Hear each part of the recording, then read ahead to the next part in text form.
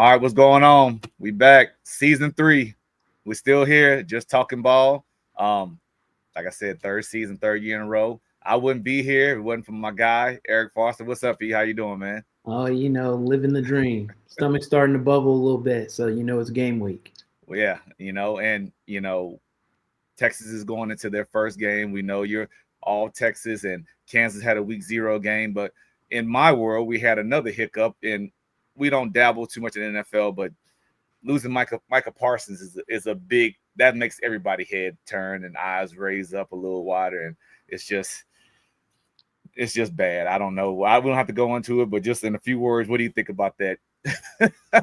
Depends on who you are. I'm not a Cowboy fan, so So you I'm could not care gonna. less. I won't say I'm indifferent because what happens there affects the whole league. But I think one of the funniest reactions I've seen was a couple of players talking about Jerry Jones as their favorite 49er. Because he does his favorite, their favorite Eagle, favorite everything, Yeah, right? He does all he can to help those around him. it really feels like self sabotage, man. But whatever. But yeah, so we're gonna get right into it, man. As always, we talk about show the agenda. Welcome back. Good to see all y'all. Appreciate everybody that supported us, that subscribed, and gave us feedback. I mean, you and I see each other a lot, and we have a lot of friends individually and mutually that we're all about ball, and so it's been a lot of talk. You and I have been on the you more than me. We've been on the Madden NCAA tour. My tour has been pretty short and unsuccessful. I know you've had a lot of success. Maybe the boys in the chat might see this. Anything you need to say about how you've played so far? I think we are who we thought we were, and we show up and we just focus, man. We focus and play and lock in. If I play a turnover free game, I'm undefeated. So I think I'm truly one of those rare players that can say it's me. Well, as I age and the game speeds up a little much, you always you're a good friend because as a coach, you always say I look at the video game differently because these games has advanced so much, and I'm thinking like a coach, so that's why I haven't had any success because I'm holding the ball too long. I'm waiting for the guy to drop in the read the right way, and it's just it's been bad. So, but anybody who wanted, I won't turn down a challenge. Just to put it out there, I ain't running from smoke. All right, so week 0 last week, man. My Kansas Jayhawks faced off against Fresno State. One time for the one time, one and we'll take it. So the Jayhawks were victorious in their brand new $300 to $400 million. I'll just say facility. The stadium is included in all that. I mean, it's a beautiful facility. You joke about it, but I mean, it's a nice presentation. It is. It's a big deal, and they sold it out initially for their first game. Came away with the win, 31-7 against a scrappy Fresno State. I mean, I'm glad we won the way we did, but watching every single play, man, I'm just gonna go over it briefly. We came out of there, and I mean, total yards of offense 383 to 216. Now we can look at the numbers, we can look at all this stuff, but just watching the gameplay, obviously Fresno State's not in the Big 12, and you know we should have won. I think the line was 13 and a half, so we definitely covered if you're gambling, but I mean, just doing what you're supposed to do. But I'm gonna tell you what, man, EJ Warner, Kurt Warner's son, played with a lot of heart. And I'll tell you what, boy, he sat in that pocket till the last millisecond. And I mean, I don't know if what were they on third down? I tell you what, we couldn't get them off the field on third down, and we kept hitting it, and they kept not we, but they kept hitting us in the same spot, over the middle, over the middle. And I say that just because that's what stood out. We couldn't get off the field on third down. I mean, third and longs too. That was a little, a little disturbing, and then just wrapping up and tackling. But I say all that to say that that's game 1, week 0, and you need a game like that to kind of see, okay, this is what we got to sharpen up. Jalen Daniels, our 6-year quarterback. Thank God we got him back. People always complain that the biggest complaint earlier, and I don't want to start off negatively, but like I think it's more out of concern. He ran the ball a lot, took a lot of hits. He's scrambled around, but he made throws, man. I mean, a guy on the TV said nobody throws a better ball as a right-hander going to his left than he does. And I mean, he does. He's very athletic. He does some good things. I think it was 18 of 20, 176 yards. Uh, The biggest deal though, no turnovers, no interceptions. So that what kind of plagued us, last year when all this expectation and all this, hurrah behind Kansas, and we were loaded, we were returning all these guys, and then because of late turnovers, we got into a hole, and then we surged late, but still fell short in the end. Coming back, young team, three returning starters on defense, three returning starters on offense. Thank God the two returners is two of them are on the O line, and then you have the quarterback. So if you have a quarterback, you can get guys to lead. And, we have some guys. Cam Pickett is a guy, he's Ball State transfer, scored 2 touchdowns for us, a guy that stands out just off the top of my head, man. And just, even the running game, Deuce Highshaw is back. Lord willing, he stays healthy. That guy's a load. And then we also have, I think, an Iowa transfer, LaShawn Williams. He scored for us, too. So, I mean, if that's the way the Kansas offense has to be in a two-headed monster, like in the backfield, and even when Devin Neal was there, Deuce Highshaw did a great job relieving Devin Neal and giving him some rest, and the momentum carried on. So overall, man, I was pleased. I don't know if you had a chance to watch the game. Me, I know you're not a big Kansas supporter. I watched the highlights. I couldn't find Fox Sports 2 on the TV, but Oh, um, dude, no, first show we already doing it. See, that's all no, right though. I'll just say I watch highlights, and I kind of looked at it through the same prism as when I'm watching a Texas game. When you're playing a team that is there's such a wide gap between you and them. You really try to focus on, do we do what we do well? Did we specialize in anything? Did we master anything? I don't know that I saw that, right? I don't know I that agree. I I saw agree. I saw one thing that you mastered. So it's okay. Not every team's going to come out of week one with an identity and who they are. It's really good when you are, because I think, looking back at Texas and last year and their week one, we came out of the game knowing, we're going to feature the run game, we're going to feature the quick stuff, and we had some consistency in down the field throws. So we mastered some of the things that were problem areas the year before. I think we'd gone 100% touchdowns in the red area. Again, another struggle from the year prior. So when you start to see and stack on those things, that'll give you a better sense of what you got this year. I think the question I have, and I don't know that the highlights gave me an answer, and but I'm curious as to where your head is at. What are the expectations for the Jayhawks this year? I think that's I always say the same thing. Last year, I don't know how much you asked me that. I think it was more of the It was we talked about it a lot yeah, last year but when Kansas was on the slide, right? but And we were yeah, but we talking we were about supposed to we had high expectation. We were supposed to be good. Now with like say 6 returning total starters, I think it's a one game at a time deal. I also think you can't just put it all on Jalen Daniels and say, oh, we got a 6-year quarterback. He's supposed to lead us to the promised land. Well, you got to have 10 other guys that's got to learn how to play at that high level, at that speed, and game reps, man. Nothing replaces game reps. My expectations personally, you could say it's biased, it's always high. This week going into this second game against Wagner, FCS school out of Staten Island, New York, Northeast Conference. They're like a 45-point favorite. That's ugly and that's scary at the same time, as far as like you're supposed to do that, So like this team could come out and just let it fly. I don't think that'll happen, but I think Missouri week will really see where we are. Game 3, we'll see where we are as far as like we got a long way to go. We're battling, we got to learn how to finish. We can't beat ourselves. As long as we are not beating ourselves, I think we'll be okay. You can't be 20% on third down conversions against Fresno State. Just things of that nature. But like I say, no turnovers, so that's a silver lining. But we got to be able to get off the field on third, especially third and longs. We got to sure up tackling for sure, and we got to keep the hits off of JD6. So but like I say, new stadium, new year, 1-0. Jayhawks play tomorrow at home again, so I'll be in front of the TV watching that. So that's all good. I'm relieved coming on here with a win, because God knows how you would have been trying to jab if we would have lost to Fresno State. Canceled. It's canceled. Everything's no show canceled this week, guys. No show this at all. Nah, but now moving on. Big time anticipation.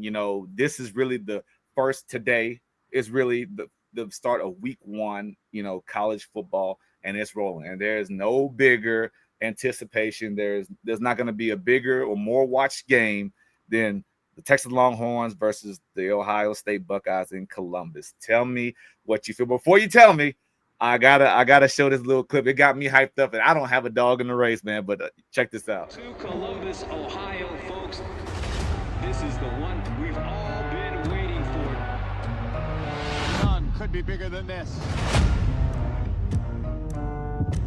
These guys are in the way of what we want.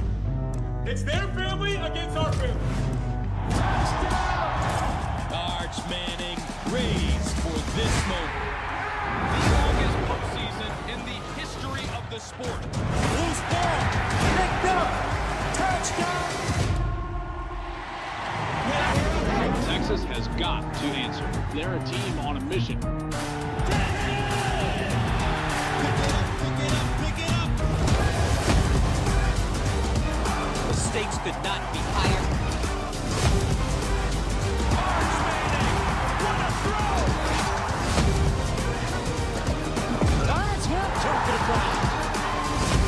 We've never seen anything quite like this. We've got the biggest game of college football.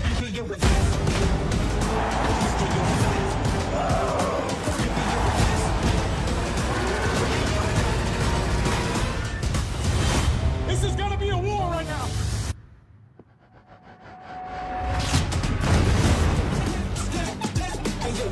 So that'll get your juices flowing a little bit. Make you wish it was Saturday already, man.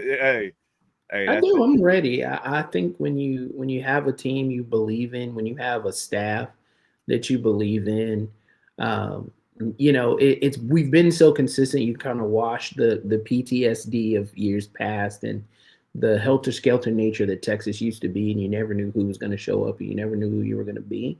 So being able to count on some key things that, even in our losses are consistent. I know we're going to have a good game plan, right? I know we're going to put the players in a position to execute. Some unknowns. Will we? Who will be the guys? What of the connections, from some of the practices we've seen, from all of the blogs, from all the things we've heard, right? Some of the consistencies, what of those translate to the field when you're not lining up against yourself? I also think you have some things working in your favor that I won't say all top teams, but some really good teams, Georgia, Ohio State, Alabama, Texas. You have the ability, people say you can't practice, things at game speed, or you can't practice for a game. Well, when you've got elite guys on the other side of you, I agree. And I've always struggled with this analogy because, some sports, obviously we know I'm more intimately familiar with basketball. And in basketball, you can legitimately make a practice tougher than a game. I can put you in a position mentally and physically that is going to be 20 times worse than anything you'll ever see. Situational scenario. Yeah. So I'm excited. I think I have a different mindset. I'm not a coach, so I don't have to do coach speak, where it's just a game and one game won't define, your season. And a part of that is true, right? You have being in the SEC, being a big time brand, which both of these programs are. You have the ability to right the ship no matter how this goes for you, short of a 50-10 game, right? Someone comes in and absolutely dominates the other. I think it tosses the whole apple cart and really causes some things to come up for question. But I will say, I do think, looking at the underlying psychology of it, I do think winning on Saturday is very important. I think it is very important for the tone it sets for the season, the position it puts you in the end of the season. I'll speak from the Texas perspective. If Texas is to win on Saturday, that pretty much, barring what would be considered a major upset and where a double-digit dog beating you, that would mean you are probably the number one team in the country all the way until October the 5th, I think, is when you got to go to whatever that first weekend in October where you got to go to Gainesville. right? If you manage to take care of business in Gainesville and against Oklahoma and Dallas, that now pushes you all the way to mid-November when you got to go to Athens for your next real challenge, right? So you could legitimately look at winning this game Saturday, winning those two games in Gainesville and in Dallas, and have pretty much sewn up a playoff spot by the time you have to go play Georgia and Dallas, or in Gainesville, or in Athens rather. Sorry, Yeah. right? Because a loss to Georgia at home isn't going to kick you out. Yeah. A loss at home to A&M probably isn't going to kick you out, right? So if you can take care of business up until that point, your resume is going to be as good or still better than any other team in the country. Because So that's the I next will game. go. I will say I think winning on Saturday is ultra important to the position it'll put you in the end of the year. And you talking about November, and do they go back and play backdoor and play A&M right There's after? a game in between. Okay, how about say? But It's it's Georgia. no It's easy one. Georgia, a game in between, and then A&M. It's no easy ones, man. But just looking at Depends on who you ask, right? My guy yeah. Billy Lucci will say, my friend James, who's an Oklahoma fan, they'll say Texas got an easy schedule. But you were telling me for years there is no easy schedule. Yeah, So exactly. we got to make up our mind here. Yeah. So just looking at them at a glance, real quick, man. Just staff is pretty much in place. We talked. They have a new running back coach in Austin. But the 3 coming back on offense, 6 coming back on defense. Right So number. let's take that piece by piece, right? Yes. From a coaching perspective, we're Mhm. just sticking with a head coach, OCDC, right? How important is that consistency? Is that a thing? Is it overblown, or is it a real edge that you've got two returner? You've got one staff that's essentially brand new in the Mhm. play caller spot, and then you have another staff that's rolling into year 6 together. Oh, it's definitely an advantage when you're so comfortable with knowing the system and you just stack and stack and stack. There are no steps back. There are no have to let's get a learning curve. That is so important, and that's why that's that edge goes to Texas in the sense of same system, same guys as far as coaching staff. Now you got some new faces, gonna have some new starters, but they practice the same scheme. Whether it was running scout team, whether it was a backup that got quality reps, it doesn't matter.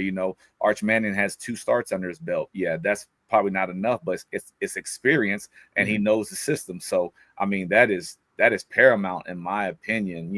As far as the an advantage of kids playing faster, thinking less, reacting, knowing the scheme like the back of their hand. So yeah, and I know a lot of times with programs like this, Ohio State, Texas, and so on, they try to make that transition as they try to make it as close to seamless as possible because as well as I do, flipping over to Ohio State, Ryan Day was calling a lot of the plays. Now, longtime assistant Brian Hartline is taking over, and this is gonna be the first time he's called. So and then with the DC Matt Patricia, who's got more NFL experience than anything, that's an adjustment. That's a deal where in NFL you've got tons of time with your players and you can have a look for everything, and there are time parameters, but it's just ball. College is a little different. You've got, a little more restrictions. Kids got class, they've got other things to do. So what do you scale back? How much do you do? How complex? And so it's going to be adjustment, not just for the kids, but for Coach Patricia as well. So, we'll see. But that is definitely to answer your question. Yes, that edge goes to Texas in that manner. Good. Yeah. So yeah. So like you say, you and I talked about it earlier off screen. It's flipped. They've got Texas got 3 coming back on offense, but they only got 3 coming back on defense. But they have arguably what a lot of people will say the best offensive and the best defensive player in the nation individually, athletically. So I mean, those guys maybe count for 2, so it could be 7 and 4. But I mean, those guys are good. But I'm looking forward to it as far as how it worked out. Now you'll know this better than me. This game was already in place before last year as far as playoffs and how things worked out, was this game in Columbus already set in place? It was. Okay. So this game was scheduled 5 years ago, Okay. 5 seasons ago. And then there was kind of some big hubbub early in the off season. Ohio State we had the opportunity to move this game to Sunday night. Oh wow. The spot that Notre Dame and it's who's Notre Dame playing on Sunday?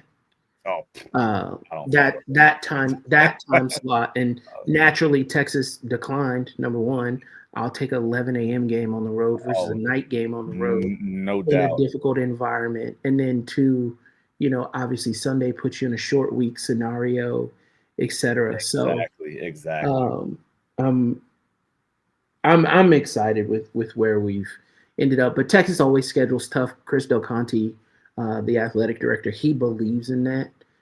He'll continue to believe in that. He already announced they're not, even with the SEC moving to 9 games, they are scheduled to play Michigan next year. Michigan at home. You think Michigan?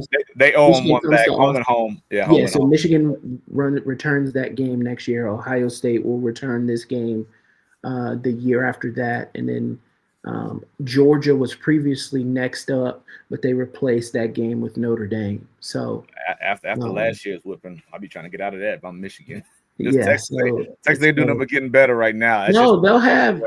Nobody's talking about Michigan. I think Bryce Underwood, name starter. I think if Bryce Underwood is who he kind of seemed like he was in spring, and who he projects to be, you're in the Big Ten, right? And for whatever reason, because we watch Big Ten teams play other teams, and all of a sudden, where they only score 17 points in the Big Ten, they go put up 30 and 40. Right. So if you can put up 24, 27 points in the Big Ten, you've put yourself in a hell of a spot to win. So, well, we'll see. Well, it's exciting. So we're gonna. And by the way, Notre Dame, Miami, and Virginia Tech and South Carolina, both on Sunday. There you go. So we got football from Thursday all the way to Monday. So it's an exciting week. Don't nobody ask me to do anything. Only exciting if we win. Man, I'm gonna have so much fun this weekend if we win. If we lose, I don't know. I might be home in the bed by 3:00. I don't know. You and I both know that ain't true. You got other obligations you have to tend to. But so something new we're gonna try out, man. So we're gonna go to the film, and Eric's gonna help me out. We're gonna break down and kind of talk about some keys to this coming game, Texas versus Ohio State. So let's go to the film. All right, now we're back. Film up. We're gonna kind of get into some keys to victory with Texas, Ohio State. We're gonna look back at the semifinal game from last year and just kind of, go over a couple plays and see and talk about, what they could do better or what they need to probably continue to do more. Like I say, everybody has a podcast, everybody's a coach, but we're just giving you what we can offer you, and that's what we got. So, all right, go. Starting off, first quarter, 2nd and 14. Right here, Texas is on the offense. We're going to look at them first. So as they line up, let's talk about the formation. Right here, Texas is in shotgun formation. They're in a 3-by-1, which means there's 3 receivers to one side and 1 to the other side, okay? Ohio State is in a 4-2-5. 4 down linemen, 2 linebackers, 5 defensive backs, okay? So ball's in the middle of the field. So the strength of the formation, obviously, is where more numbers are. So we'll call that the strength of the formation. Now we'll have other clips we'll look at, and I'll get into boundary and field in a minute. So right now, what they're going to run is what is called an RPO, run pass option. Okay, everybody's running is very popular. So what's going to happen is quarterback has got his eyes right now on this guy. Okay, he's the read. They're going to run just zone this way. Okay, running back's going to run to the right. They're right. Quarterback's got his eyes on this guy. So if he doesn't spill and he drops back, then they're going to give it. It's a numbers game. And right now, Texas has 6 to block 4. Okay. Now, if this guy comes, it's 6 for 6, and it's still doable, but now they left the guy uncovered. So let's just take a look at it and see how it plays out. See, guy squats. kind of slow plays it. Looks like he wants to come fill, catch it, gets up the field. So you see the quarterback's eyes. Shit, Right it would there. have worked if he did either. Yeah, he did. He had a two-way go, but that's the thing too. When you're playing quarterback or you in the game, you can't see ghosts. You got to trust the keys. You got to trust the read. Okay.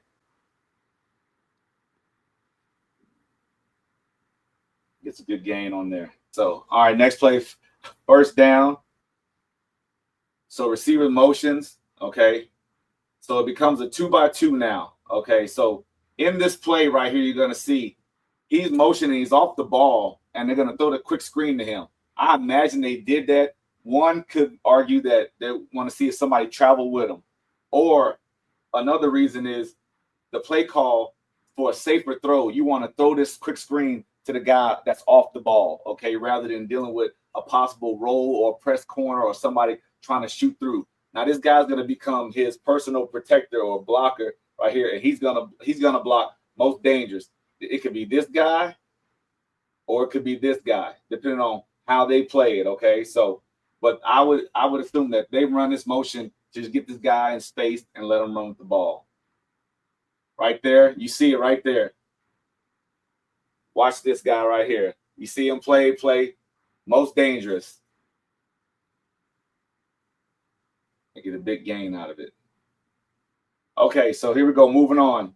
Second quarter, late in the half, 49 seconds left, 1st and 10.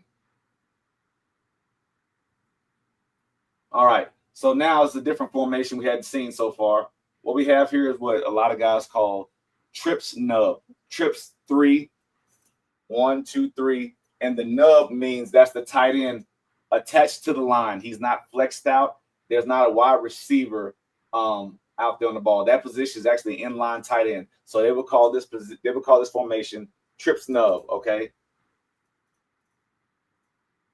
And what they're gonna run now here, we'll let it play first and then we'll explain it.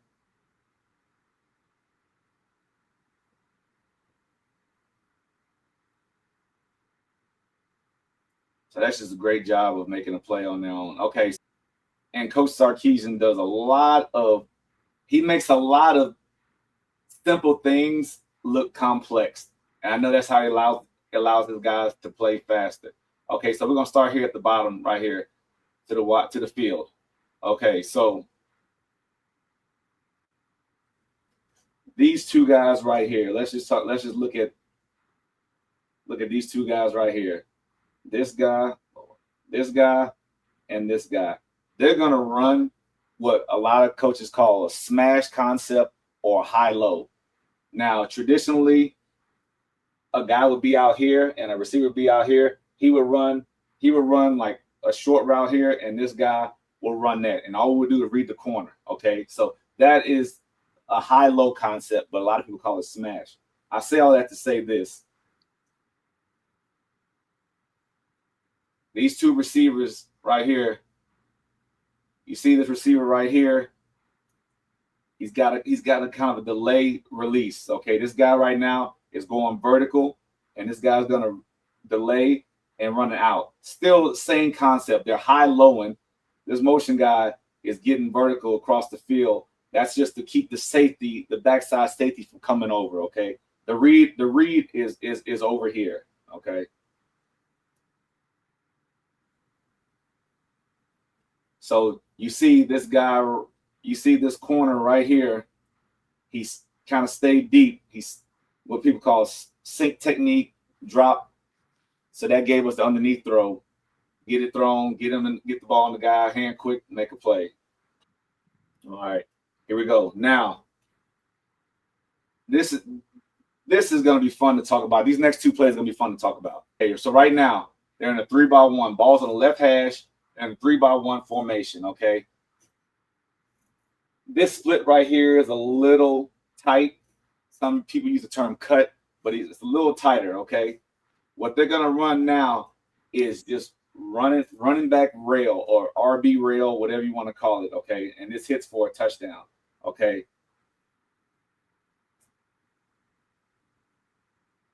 And it's a great ball. I mean, probably they being man. This is red zone. It's typical red zone. I'm not going to get into high, low, all that. That'll be another talk for another day. But what's going to happen here is this backer or DB has this running back man. Obviously, his man here. Okay, what this guy's going to do is try to get a natural rub just to slow him down, not necessarily hit him, just to slow him down.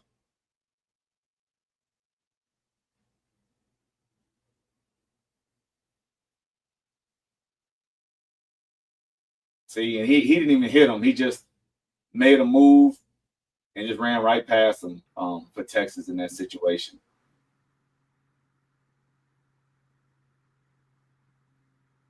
That's the linebacker. So that's definitely favor, if I'm not mistaken. So that's definitely favor Texas. And he does a good job of setting them up. He doesn't go just right away. Squares up on him. Texas outside shoulder. Some people call that term half a man. And then explodes on him. Ball's already gone. Great job. So let me go back. Okay. So initially, right here, we're in a 2x2. Okay. He motions to get 3x1, and then he runs the rail. Okay. So I remember I said that. So we'll go further into the game. Late in the third quarter.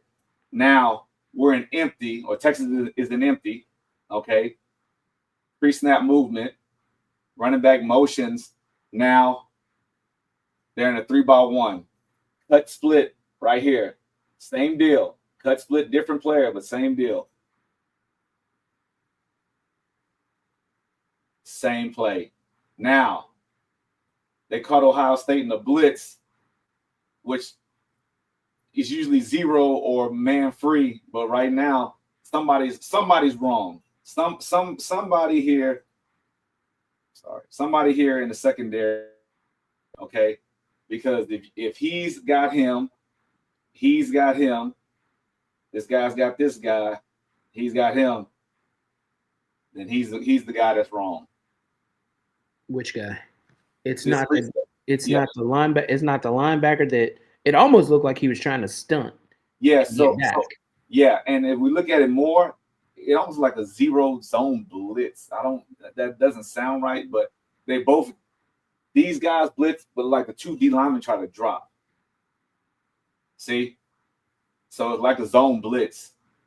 So there's no, I refuse to even think that Ohio State would think a D lineman could cover a running back. So he's wrong. They get it out fast, makes a move. Same play. Now, coach does a great job of setting that up. Same play, first pre-snap look, it was 2x2. He motioned the receiver to go to 3x1. The next one was empty, motions the back into the backfield, gets the 3x1 look from there, and then runs the same play. So you can run the same concepts, but just different looks, window dressing, smoke and mirrors. That's why Coach Sarkis is a great coach, because he can get his guys to the position they need to run those concepts, but it looks different to the defense every time. If it's motion, if it's pre-snap alignment as far as bunch, empty, what have you. So that's good football right there. Okay, we're going to go to another play. And so previously I talked about the smash concept, okay?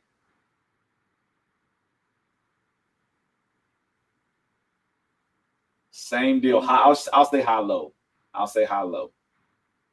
Same deal right here, okay? So we're in a 3x1. This tight end, he's offline, 2-point stance. You don't know. He can release or he can block, okay? So here,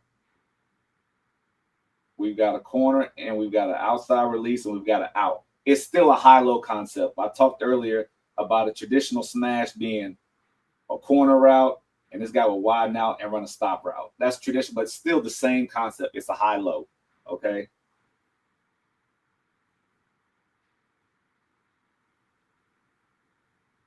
So right now, boom, you know where he's going.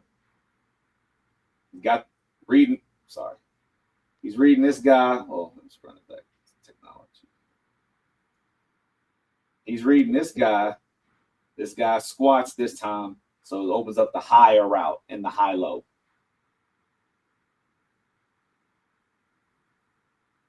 Good ball. Could have been a better ball, huh, E? Okay, next play we're going to talk about. So this was actually this is the scheme that's about to be ran here was the first play we talked about, which was RPO, which stood for run pass option. Okay, and I put this on here because one, Texas does a good job of running the ball. Secondly, when you're doing something well on offense, what's the defense going to do? They're going to adjust to it. Okay, so when they pre-snap motion to 3-by-1. And now they're going to run zone to the left. Now, we talked earlier, it was going the other way, but this quarterback is reading this guy right here, okay? So throughout this game, Texas was killing with quick screens, short routes on RPOs. They were throwing to that inside receiver or number 2 receiver, and they were gashing them, okay? So Ohio State got tired of it. So now they're running the same play. Eyes Caleb Downs walls off, turns his back, and he's waiting for the quick pass. So it's a give read now by the quarterback. Running back does a great job making something out of nothing. Get his eyes up a little quicker. He sees the cutback. Here's an end zone view, which is the best view to watch run game out of. See the quarterback's eyes, good eyes by the quarterback, stab it. Good cutback. Like to see him stick his foot and get vertical right there. Like to see him go there right now. Now this is in slow motion and we can pick apart everything, but play in the position. If you stab him right and then get vertical, that's the way to a point straight line. North south, not east west. Yeah. I know his coach got him on that one. All right, so talking about finishing up talking about the Texas offense, I really think, and Eric, you can chime in on this whenever you want. I think the keys for Texas to be successful Saturday offensively got to run the ball, and I think their gap and zone run game is where to go, and they got to let the players be players. We saw quick screens, and we saw guys get multiple yak yardage after they got the ball in their hand quickly. So I think to your point, I think the number is 125 plus, right? If either team can get 125 plus yards on the ground, and that's a cumulative number, right? It's not even an individual number. That's a cumulative number. You've been able to run the ball with some effect. Yeah, I like that. It usually goes like 125 to 150. But given the talent on the field, some of that is strength. 125 will be enough that they're respecting you, and you probably are getting a heavier box. You're probably giving people a chance. Ohio State maybe key even more so because you have the best player on the field, right? So if I'm running for 100 plus, 125 plus, that means that guy that they're rolling to bracket, right, Ryan Williams, probably can't do – or Jeremiah Smith, I know he's that guy that they're rolling to bracket, Jeremiah Smith, probably has to come down in the box now. Yes. Right. And so you give him one-on-one, more open space, more chance to be the most dynamic player on the field.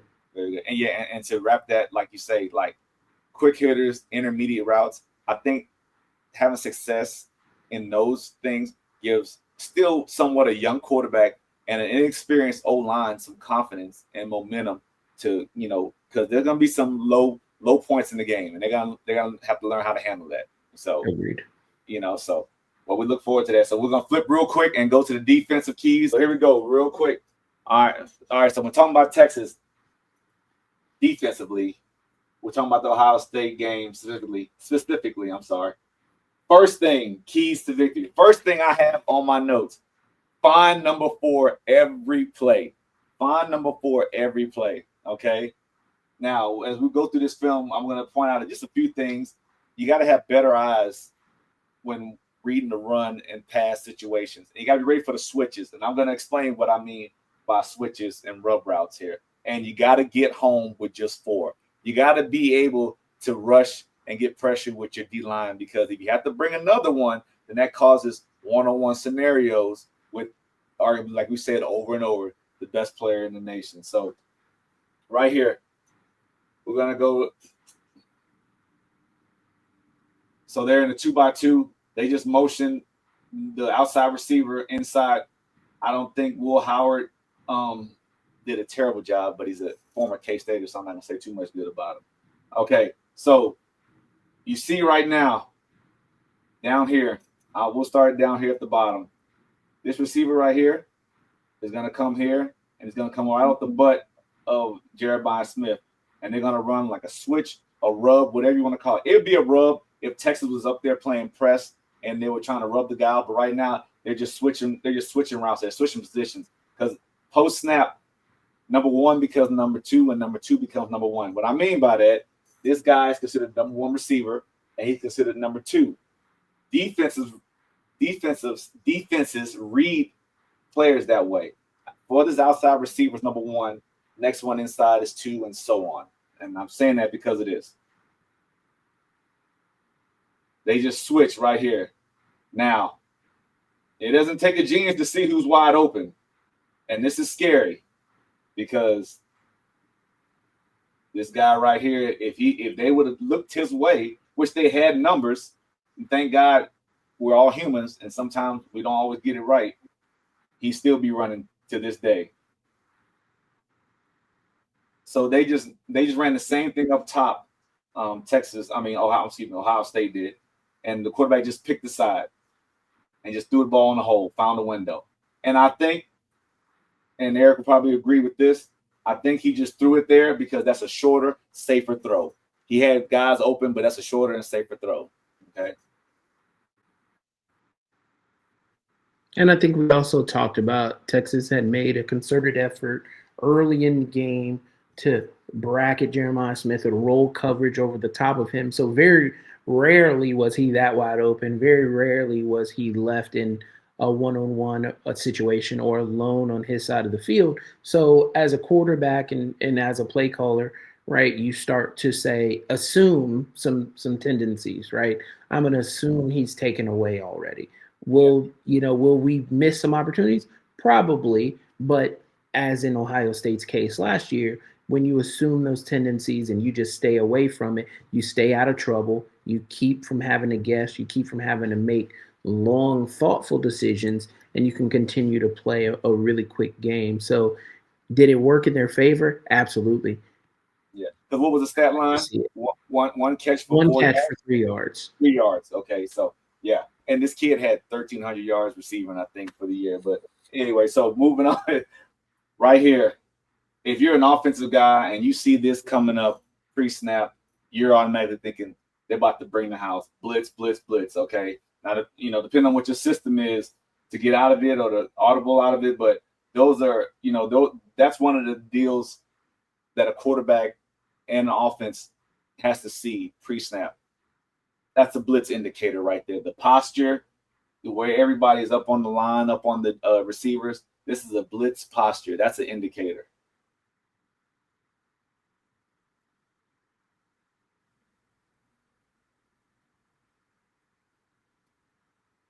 Bring 6 for 6, mano y mano.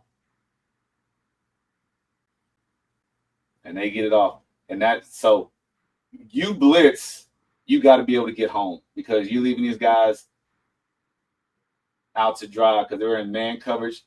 Actually end up being, they're able to go cover one, but they're beat. And I'm assuming that was Jeremiah Smith on the short side. At the top of the field, yes. Yeah. Yep.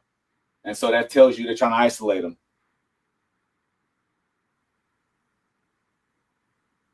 Got pressure, just flush them away from it, but you got to get home. Yeah, that's got. What was the Thomas score on that? Because that's a panic look because everybody was beat. Yes. Yeah, yeah. Will Howard had looks all over the field. Everybody but 4 was open. But because of the pressure, it sped his clock up and flushed him out of the pocket. But he still found, a guy. But it's 6 for 6 right here. 6 for 6, and they do a good job picking it up. Ran a twist or a tech stunt, if you will. We will get in that later on in another show. He just bought time. Tate, who's also returning this, you'll see him Saturday. But that's the deal. You're going to bring 6, you got to get home. You got to keep him in the pocket. You got to get home. knockdowns, bad throws out of bounds, but that can't happen. Now, Will Howard's probably about 28 years old, so he knew how to. He's seen that pressure. This Julian saying that's the last name, saying he hadn't seen much of that, and that's a tough way to be baptized against a defense like this. But we'll see. We'll see. Every day a star is born. So what I did as I was watching this game, what I did notice and what I did like is Texas started to disguise a little bit. Okay, so they start moving right before the snap. Okay, so right here, they're getting out of here. They're bringing 6 again,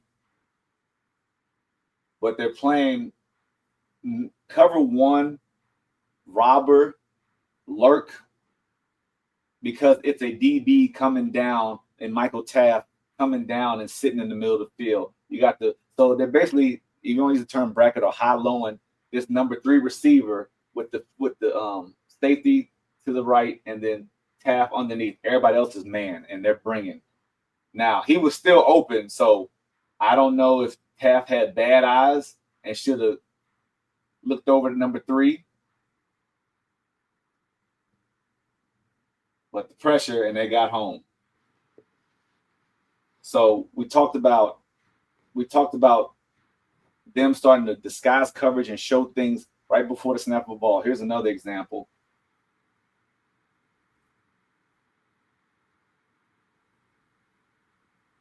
Right there. They give a too high shell. What I mean by that, too high, 2 safeties high. That's called a too high shell, okay? Which typically means one of 2 things. Could be, well, it doesn't necessarily mean, if you're a beginner, you're being taught that could mean cover 2, that could mean cover 4, that could mean 2-man, and it kind of just evolves from there. We'll do a show on coverages alone because that'd be something great to talk about. But that is, yes, you're right. If you see a too high shell, you're gonna either think middle of the field is open, middle of the field being here. That's what a 2 shell gives you. Middle of the field is open, and the first 2 guesses or the first 2 assumptions will be cover 2 or cover 4. Now, that's one process. Okay, that's what the defense wants to give you. Now they roll right before the ball is snapped. Now it's 1 high. Middle of the field is closed because now this player or this safety is rolling to the middle of the field now. Okay, so what they're running is cover 3, and they're field buzzing. Okay, and the reason they use the term buzz or robber, that just designates that positional player. They could do the same thing with a linebacker type and play him here, and they'll use the term like rat. Okay, so it's all like, say, semantics. So they're going to run cover 3, which is thirds of the field are being covered by 2 corners and 1 safety. Okay, so post snap, they're going to drop. That's his third. The safety's going to roll to the middle of the field. That's his third. He's going to buzz down and have that flat area. Either this guy or this guy's going to go to the flat, and then he's got the hook curl or middle field, or he's reading the quarterback's eyes. Okay, so that would be 3 field buzz or 3 buzz field, whatever your terminology is.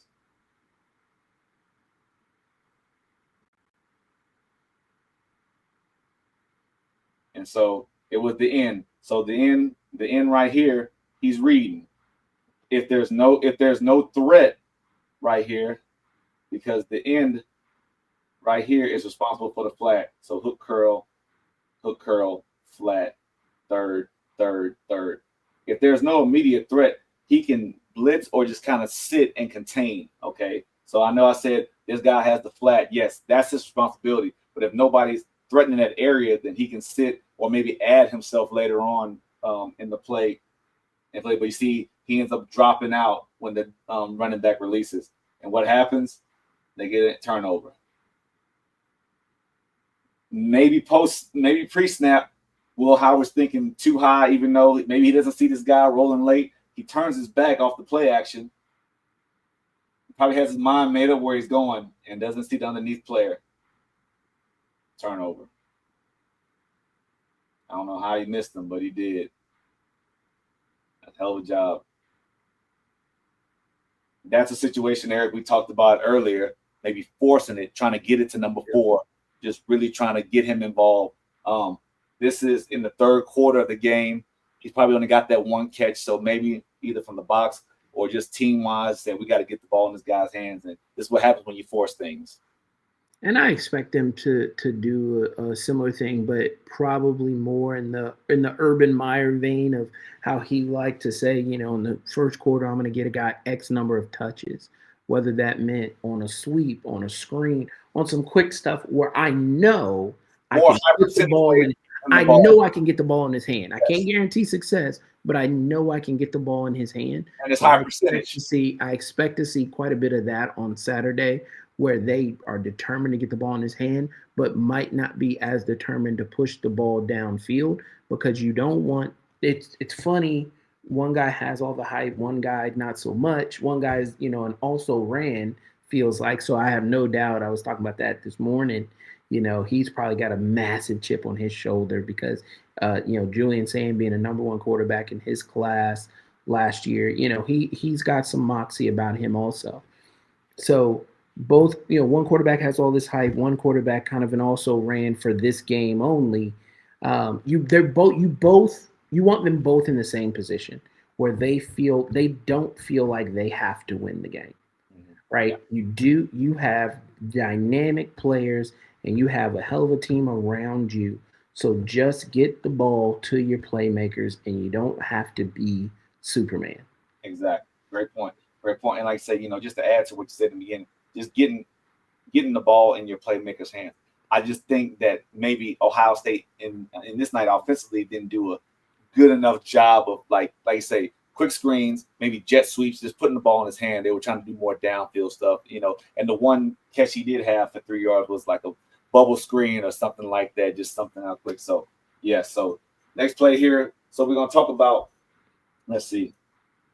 One of the keys I think also will help Texas is you got to win your one-on-ones. We'll go to the end zone. I mean, just does a great job of winning his one-on-one. Right here. Okay. Oh, that's Alfred, I think. I think that's Alfred Collins. So we got 7. Let's see. 1, 2, 3, 4, 5, 6, 7 for. I'm going to say Baron Sorrell, Alfred Collins, and you clip whichever one is wrong. Yeah. You got 7 for 7 right here. Basically, 4 down, 3 linebackers. Safety could add himself, but I'm pretty sure he has back responsibility. But right here, man, I mean, everybody gets off. It's right here, 15, man, gets his eyes up, gets his hands over, does a hell of a job. But just those guys winning the one-on-ones. Even right here, the defensive end is getting double teamed and blocked in the back by the 2 tight ends still. Ali flashes color. So I hope you enjoyed that. It's something we're going to try new. We will, preview certain games that we think that, are big games or that we just, take a special interest in and just, kind of give our take on it. But like, those are some of the keys that I think, with pretty much the same matchup. There's obviously new quarterbacks on both ends, new coordinator, offensive defensively for Ohio State, but it's in Columbus. So I think every matchup or everything you try to look at, one offsets the other. So we're gonna find out Saturday, man. So what do you think, E? What's your prediction? I'm bullish, honestly. I've got 27-17. I just think Texas's defense is too good.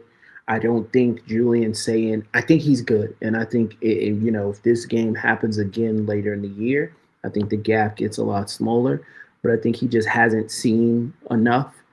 I think PK, Texas's defensive coordinator, he doesn't do a lot of exotic blitzes, but he does a lot of exotic zones, right? And we kind of touched on some of them One we talked about that we were going to do, but we had to clip it out because we were kind of trying to figure out Yeah. what it was and what was happening. So I think if you throw some of those exotic things at a kid who's just never seen it, with the clock ticking because you've got probably the best four down lineman combination just because of the two you got on the edge.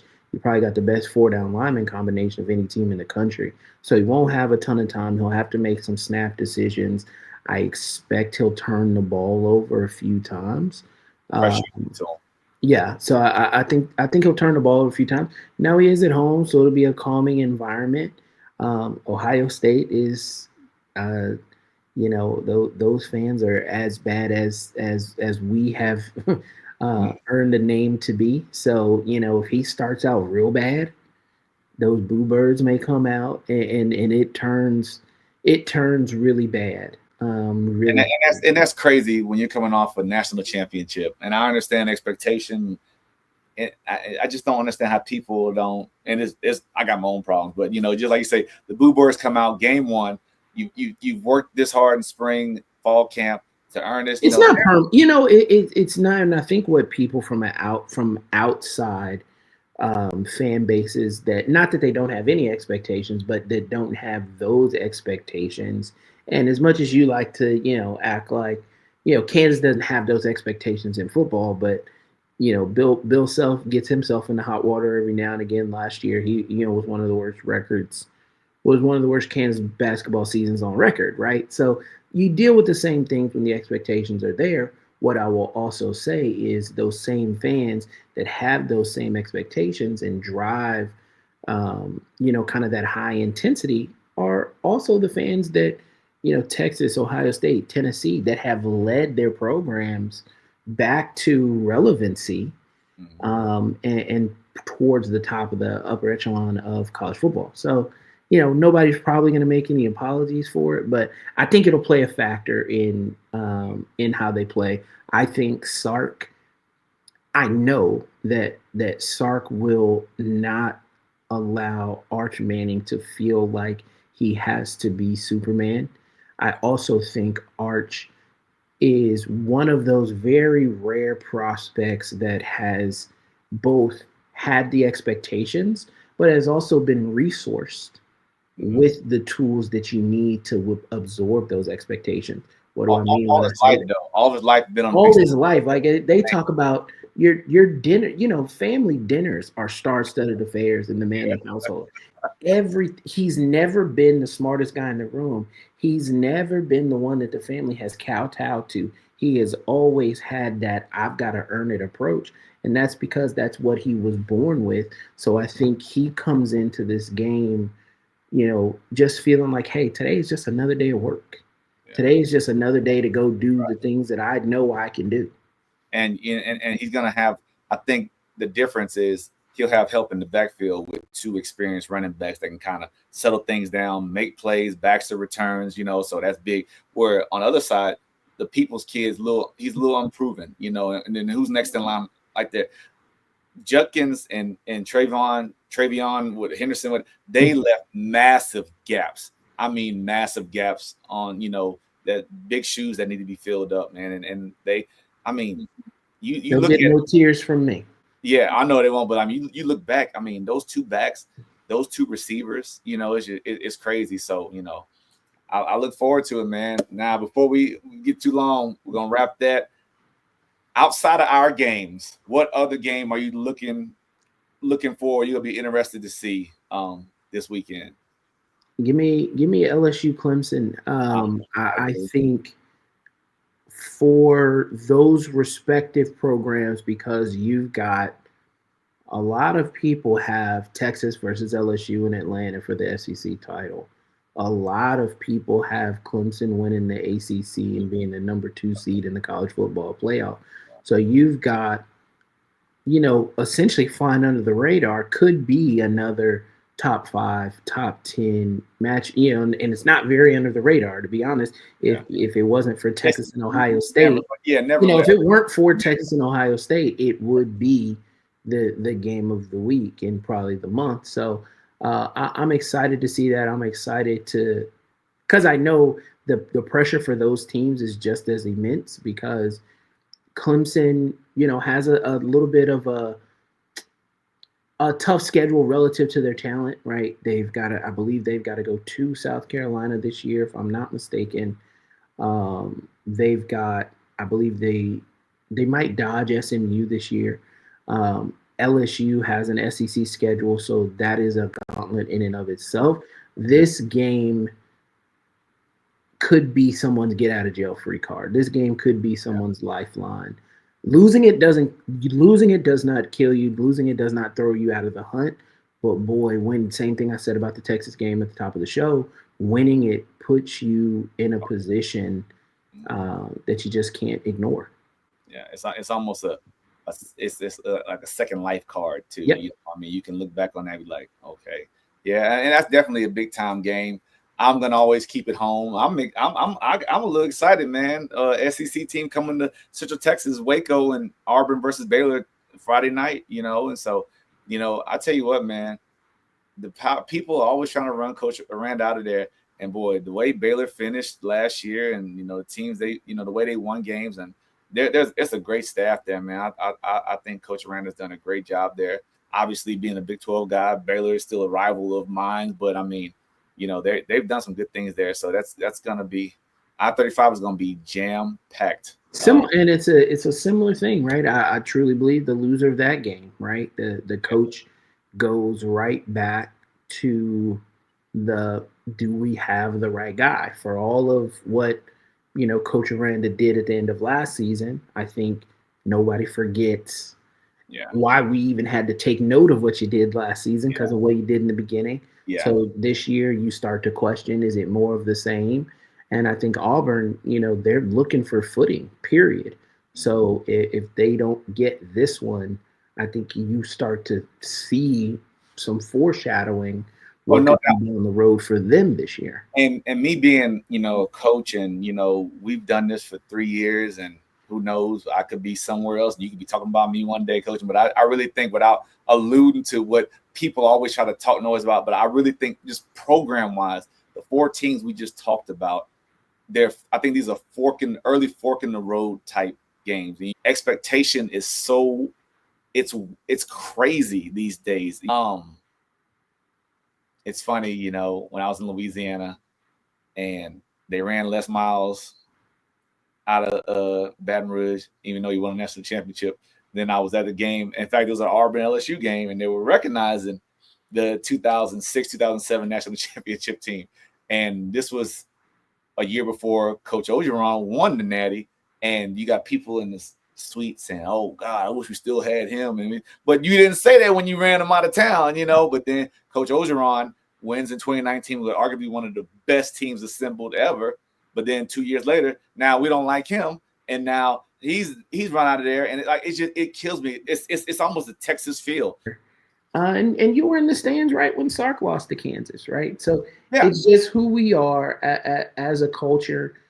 It's all running him out of town. But those same fans that are in the stands and are going to bark about, oh, this guy ain't it or this guy ain't that, are those same fans that are going to go in there and give the Booster Club their last $100 too, right? Which is going to make Texas the richest athletic department in the country, which is going to always keep them in the hunt at the top. So we would say it's an earned privilege because we support as much as we complain. Every program doesn't do that. Yeah. Not every program supports as much as they complain. And I think it's that's where the passion comes from. And I see it. I mean, going to games with you and meeting some of the season ticket holders and the fans, and I joke about certain things, and they're great to me, and they know I'm a Kansas guy through and through. But just being like I said, not having a dog in the fight, just being there, loving watching ball, but seeing the other side, it was bloody murder 20 minutes ago, and now it's K-State. My thought is, if you don't want to give my opinion, don't ask me for no money. Yeah, right. I get an email every day from Longhorn Foundation, from the Texas One Fund, from the school itself, wanting something. So if you don't want my opinion, then don't ask me for my money. That's just life. I'm sorry. I make It is. no It apologies. is. You know, and people say money don't change things. Yes, it A does. Yes, lot. it does. I've Yes, it been does. I've been a rich man. I've been a poor man. And it's not choose rich every time. I choose rich every time. Oh, yeah, that's what's up. But yeah, so that's it, man. First show. I appreciate it, man. You know, we're trying some new things. We're gonna have fun this year with it.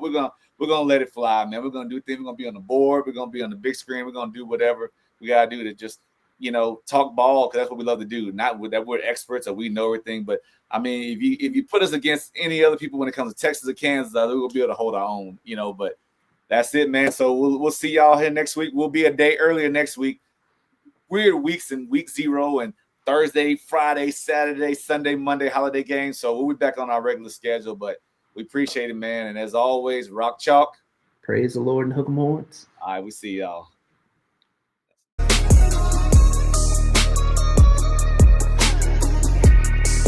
Hey, see y'all from Texas.